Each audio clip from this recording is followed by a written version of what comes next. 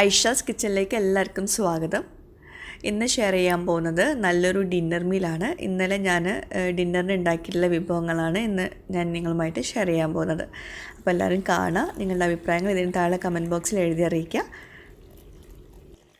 പിന്നെ എപ്പോഴും പറയുന്ന പോലെ നമ്മുടെ ഐഷാസ് കിച്ചൺ ചാനൽ ഇതുവരെ സബ്സ്ക്രൈബ് ചെയ്യാത്തവരുണ്ടെങ്കിൽ അല്ലെങ്കിൽ നിങ്ങൾ ആദ്യമായിട്ട് കാണുന്നവരുണ്ടെങ്കിൽ ഒന്ന് സബ്സ്ക്രൈബ് ചെയ്യണേ. അവിടെ കാണുന്ന റെഡ് സബ്സ്ക്രൈബ് ബട്ടൺ ഒന്ന് പ്രസ് ചെയ്യുക. അതിൻ്റെ കൂടെ ചെറിയൊരു ബെല്ലൈക്കൺ ഉണ്ട്, അതുകൂടെ ഒന്ന് പ്രസ് ചെയ്യുക. അപ്പോൾ ഇതുപോലെ കാണാം. ഇതിൽ ഓൾ വേണം പ്രസ് ചെയ്യാൻ കേട്ടോ. അപ്പോൾ നമുക്ക് ഇന്നത്തെ വീഡിയോയിലേക്ക് പോവാം. അപ്പോൾ ഇന്നലത്തെ ഡിന്നറിന് കൂന്തൽ കിട്ടിയിട്ടുണ്ടായിരുന്നു. നല്ല ഫ്രഷ് ആയിട്ടുള്ള കൂന്തൽ കിട്ടിയിട്ടുണ്ടായിരുന്നു. അപ്പോൾ കൂന്തൽ കൊണ്ട് നല്ലൊരു വിഭവമാണ് തയ്യാറാക്കാൻ പോകുന്നത്. അപ്പോൾ കൂന്തൽ ഞാൻ ഈ കൂന്തൽ റോസ്റ്റൊക്കെ ഉണ്ടാക്കുമ്പോൾ ഇതുപോലെ റൗണ്ടായിട്ടാണ് കട്ട് ചെയ്യുക. കാണുമ്പോൾ നല്ല രസമല്ല, റിംഗ് ആയിട്ടാണ് കട്ട് ചെയ്യുക. അതുപോലെ ചിലപ്പോൾ ഇങ്ങനെ സ്ക്വയർ പീസായിട്ട് കട്ട് ചെയ്യുകയും ചെയ്യും കേട്ടോ. അപ്പോൾ ഇത് 1.5 കിലോ കൂന്തലുണ്ടായിരുന്നു. അപ്പോൾ ഞാൻ കുറച്ച് റൗണ്ടാക്കിയിട്ട് കട്ട് ചെയ്യാമെന്ന് വിചാരിച്ചു. പിന്നെ ക്ലീനിങ് ഒന്നും ഞാനിപ്പോൾ ഇവിടെ കാണിക്കുന്നില്ല, ഞാൻ മുമ്പ് കാണിച്ചിട്ടുണ്ടായിരുന്നു വീഡിയോയിൽ. അപ്പോൾ കാണാത്തവരുണ്ടെങ്കിൽ അത് കാണാം. അപ്പം നന്നായിട്ട് കഴുകി കട്ട് ചെയ്ത് വെള്ളമൊക്കെ നന്നായിട്ട് ഡ്രെയിൻ ചെയ്തിട്ടുള്ള കൂന്തൽ ഇതുപോലെ നമ്മൾ ഏത് പാത്രത്തിലാണോ വറ്റിച്ചെടുക്കാൻ പോകുന്നത് ആ പാത്രത്തിലേക്ക് ഇട്ട് കൊടുക്കുക.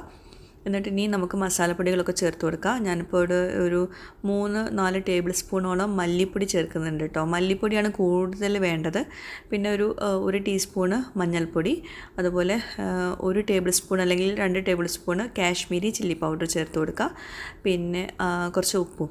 ഇതിപ്പോൾ 1.5 കിലോ കൂന്തലുണ്ട് കേട്ടോ. ഇനി ഇതിലേക്ക് ഒരു അര കഷ്ണം വലിയ തക്കാളിയുടെ ഒരു അര കഷ്ണം എടുത്തിട്ട് ഇതുപോലെ കട്ട് ചെയ്ത് ഇട്ട് കൊടുക്കുക. ഇനി ഇതെല്ലാം കൂടി നന്നായിട്ട് കൈകൊണ്ടൊന്ന് കുഴച്ചെടുക്കണം. അപ്പോൾ തക്കാളിയുടെ കഷ്ണം കൂടുതലാവണ്ട കേട്ടോ. 1.5 കിലോ കൂന്തലിലേക്ക് നമുക്ക് ഒരു അര കഷ്ണം തക്കാളി മതി. വലിയൊരു തക്കാളിൻ്റെ ഒരു അര കഷ്ണം, ചെറിയ തക്കാളി ആണെങ്കിൽ ഒരെണ്ണം എടുത്തോളൂ.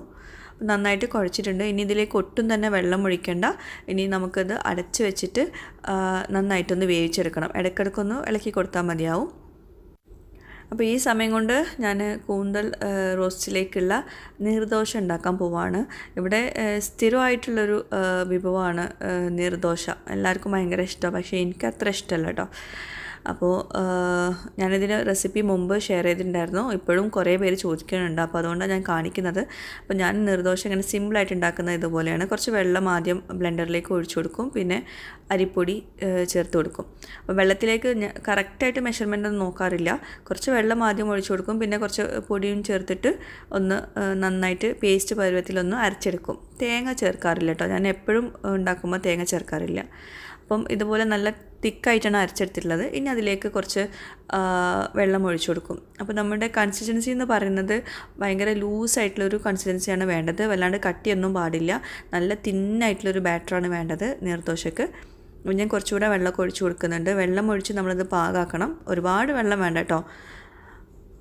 പിന്നെ നമ്മളിപ്പോൾ ഇത് അരച്ചെടുക്കുന്ന സമയത്ത് കുറച്ച് തേങ്ങ വേണമെങ്കിൽ ചേർത്ത് കൊടുക്കാം. ഞാനിപ്പോൾ ഇവിടെ തേങ്ങ ചേർക്കുന്നില്ല കേട്ടോ. ഞാൻ സ്ഥിരമായിട്ട് ഉണ്ടാക്കുമ്പോൾ തേങ്ങ ഒന്നും ചേർക്കാറില്ല.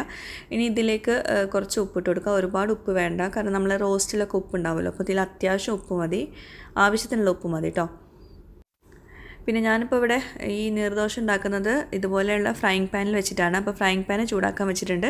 പിന്നെ ദോശച്ചട്ടി ഉണ്ടെങ്കിൽ, ഇരുമ്പിൻ്റെ ദോശച്ചട്ടി ഉണ്ടെങ്കിൽ അത് ചൂടാക്കാൻ വയ്ക്കുക. അതുപോലെ നമ്മുടെ കൂന്തൽ നമ്മൾ വേവിക്കാൻ വെച്ചതിൽ വെള്ളമൊക്കെ പുറത്തേക്ക് നന്നായിട്ട് വന്നിട്ടുണ്ട്. ഒന്ന് ഇടയ്ക്കൊന്ന് മിക്സ് ചെയ്ത് കൊടുത്തിട്ട് വീണ്ടും നമുക്ക് അടച്ച് വെച്ചിട്ട് നന്നായിട്ട് കുക്ക് ചെയ്തെടുക്കാം.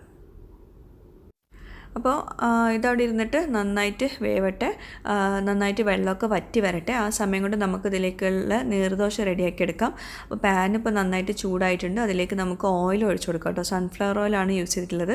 ഒരു 2 ടേബിൾ സ്പൂണൊക്കെ ഒഴിച്ചാൽ മതിയാവും. എന്നിട്ട് ആ ഓയിൽ ഒന്ന് പാനിൽ ചുറ്റിച്ചെടുത്ത ശേഷം ഈ ബാറ്ററിലേക്ക് ഒഴിച്ചു കൊടുക്കുക. അപ്പോൾ ഇങ്ങനെ വരുമ്പോൾ നമ്മൾ ഇടയ്ക്കിടയ്ക്ക് ഓരോ ദോശ എടുത്ത ശേഷം നമ്മൾ പാനൊന്ന് എണ്ണ തടവേണ്ട ആവശ്യം വരുന്നില്ല. ഇനി ഒരു തവി എടുത്തിട്ട് ഇതുപോലെ ഇങ്ങനെ ഒഴിച്ചു കൊടുക്കാം. അപ്പം ഇതിൻ്റെ കൺസിസ്റ്റൻസി കണ്ടല്ലോ, നല്ല ലൂസായിട്ടുള്ള ബാറ്ററാണ് വേണ്ടത്. അതുപോലെ ഇത് ഒഴിച്ചപാട് നമ്മളിതൊന്ന് അടച്ച് വെച്ചിട്ട് വേവിക്കാനുണ്ട്. അപ്പം ഞാൻ സ്ഥിരം ഉണ്ടാക്കുന്നതുകൊണ്ട് ഞാനങ്ങനെ അടച്ച് വെക്കാറൊന്നുമില്ല, കാരണം നമുക്ക് ഈ 4 അടുപ്പത്തും ഓരോ സാധനങ്ങളായിരിക്കും രാവിലെയൊക്കെ ഉണ്ടാക്കുമ്പോൾ. അപ്പം അടച്ച് വെക്കാനൊന്നും നിൽക്കാറില്ല. അപ്പം നമ്മുടെ ദോശ റെഡി ആയിട്ടുണ്ട്. അപ്പോൾ ഇതേപോലെ ഇരിക്കും. ഞാൻ മുമ്പ് ഇതിൻ്റെ ഡീറ്റെയിൽഡ് റെസിപ്പി ഇട്ടിട്ടുണ്ടായിരുന്നു കേട്ടോ. അപ്പോൾ ഇനി കൂടുതൽ ഡീറ്റെയിൽഡായിട്ട് അറിയണമെങ്കിൽ ആ റെസിപ്പി ഒന്ന് നോക്കാം. അപ്പോൾ അടുത്തതും ഇതുപോലെ ഒഴിച്ചെടുക്കാം. അപ്പോൾ ഇനി നമുക്ക് കൂന്തൽ എന്തായി നോക്കാം. അപ്പോൾ വെള്ളമൊക്കെ നന്നായിട്ട് വറ്റിയിട്ടുണ്ട്. അപ്പോൾ ഇനി നമുക്ക് ഇത് വേവിച്ചെടുക്കേണ്ട ആവശ്യമില്ല. ഇത് നന്നായിട്ട് ഡ്രൈ ആയിട്ടുണ്ട്. ഇനി നമുക്ക് ഈ പാത്രം ഒന്ന് മാറ്റി വെച്ചിട്ട് ഒരു പാന് ചൂടാക്കിയെടുക്കാം.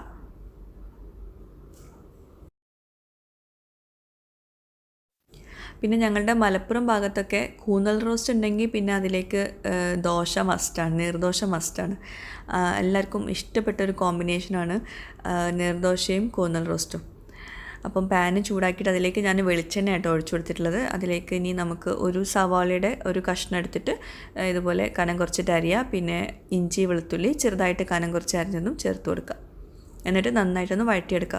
പിന്നെ ഇവിടെ എൻ്റെ അടുത്ത് കറിവേപ്പില ഇല്ലാത്തതുകൊണ്ടാണ് ഞാനിപ്പോൾ ഇവിടെ യൂസ് ചെയ്യാത്തത്. ഉണ്ടെങ്കിൽ അത് ചേർത്ത് കൊടുക്കുക. അപ്പോൾ ചെറുതായിട്ടൊന്ന് വഴറ്റിയെടുത്തിട്ടുള്ളൂ. ഇനി നമുക്കതിലേക്ക് നമ്മൾ നേരത്തെ വേവിച്ച് വെച്ചിട്ടുള്ള കൂന്തലിട്ട് കൊടുക്കുക.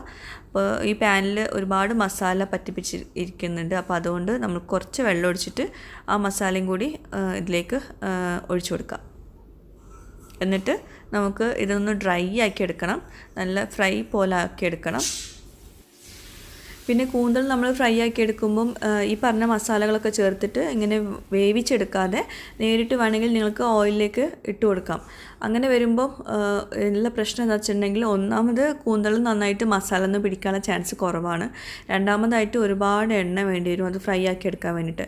അപ്പം ആദ്യം ഇങ്ങനെ വറ്റിച്ചെടുത്തിട്ട് ഇതുപോലെ ഫ്രൈ ആക്കി എടുക്കുകയാണെങ്കിൽ കുറഞ്ഞ എണ്ണയിൽ നമുക്ക് നന്നായിട്ട് ഫ്രൈ ആക്കി എടുക്കാൻ പറ്റും.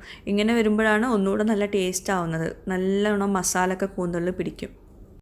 അപ്പോൾ ഞാനിപ്പോൾ ഇത്രയും ഫ്രൈ ആക്കി എടുക്കുന്നുള്ളൂ. നിങ്ങൾക്ക് നല്ല ബ്ലാക്ക് കളറിൽ വേണമെങ്കിൽ കുറച്ച് കുരുമുളക് പൊടി ഇട്ട് കൊടുക്കുക. എന്നിട്ട് കുറച്ചുകൂടെ നേരം ഒന്ന് ഫ്രൈ ആക്കി എടുക്കുക. അപ്പോൾ നമ്മുടെ കൂന്തൽ ഫ്രൈ റെഡി ആയിട്ടുണ്ട്. പിന്നെ ഞാൻ പറഞ്ഞല്ലോ എനിക്ക് ദോശ ഇഷ്ടമല്ല. അപ്പോൾ ഞാൻ കുറച്ച് ദോശ ചുട്ട ശേഷം ഫ്രോസൺ പൊറോട്ട ഉണ്ടായിരുന്നു, വീറ്റ് പൊറോട്ട, അതൊന്ന് ചൂടാക്കി എടുക്കുവാണ്.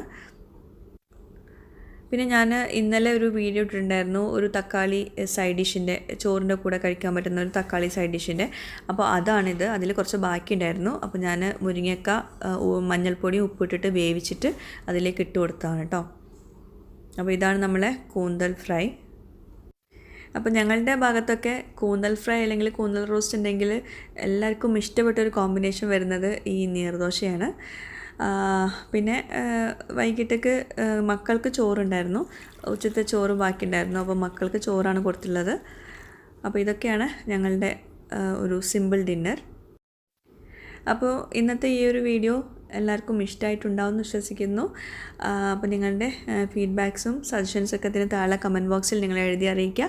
അപ്പോൾ വേറെ നല്ലൊരു വീഡിയോയുമായിട്ട് വരുന്നവരേക്കും ബൈ, താങ്ക് യു.